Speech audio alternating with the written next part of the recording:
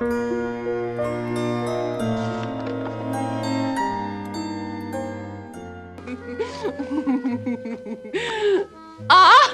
попался? Попался, не уйдешь. Ты кто такой, а? Ты не Жан. И не Васька. И не...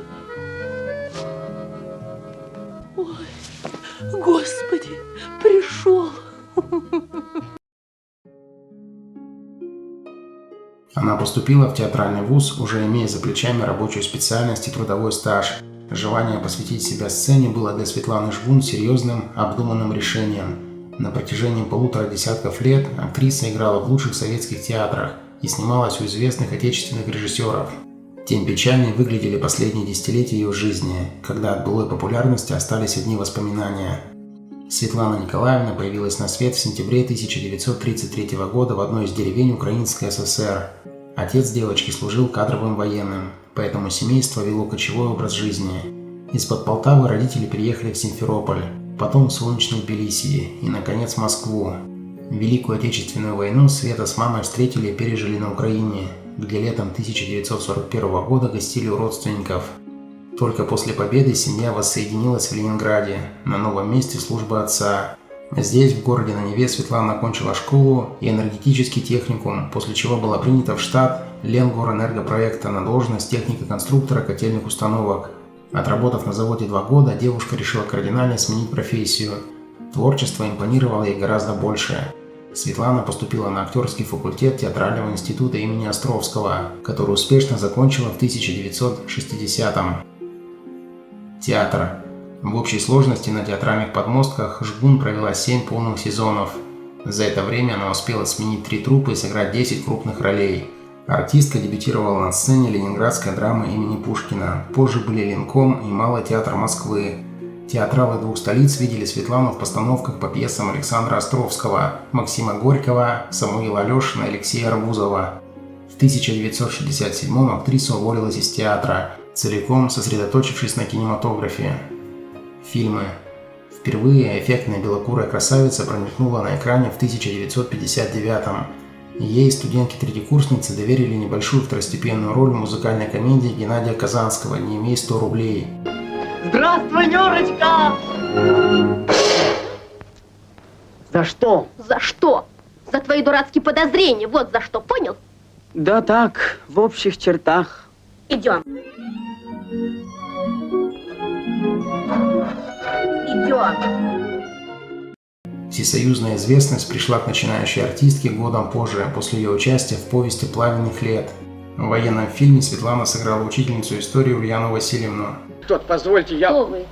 Для чего вы живете на свете? Скажите, что вынесли вы из страшного смысла войны? Что вы делали здесь? Но вы не знаете, что делалось тут. В мире творится что-то... То, что здесь творилось, не повторится никогда. Это было время героев и мучеников.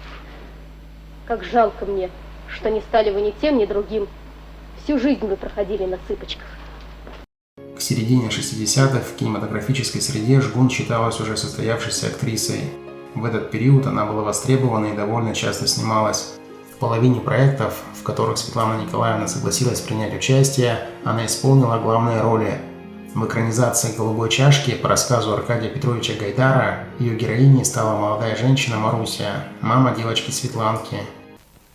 Лучше сознавайтесь, озорной народ, что в чулане мою голубую чашку разбили. Новое дело. Я чашки не разбивал. Я тоже не разбивала.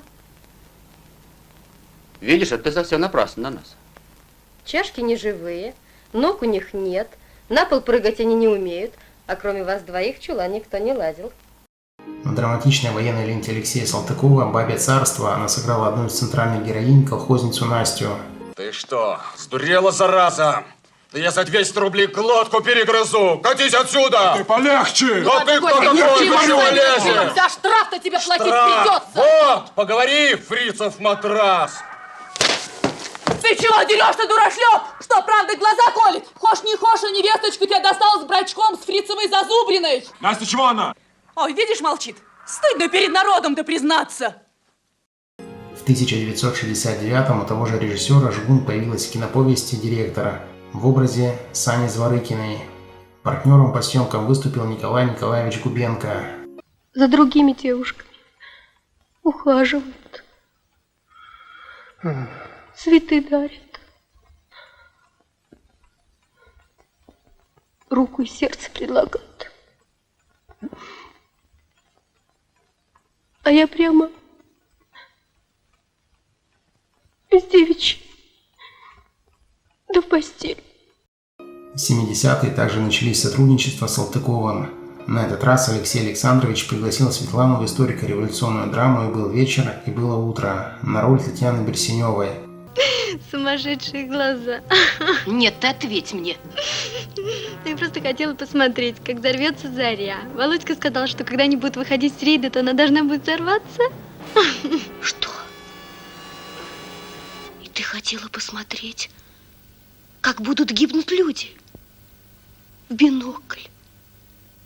Как будет тонуть твой отец? По сюжету Татьяна Евгеньевна – старшая дочь командира крейсера «Заря». Она, как и ее отец, поддерживает революционный настрой матросов.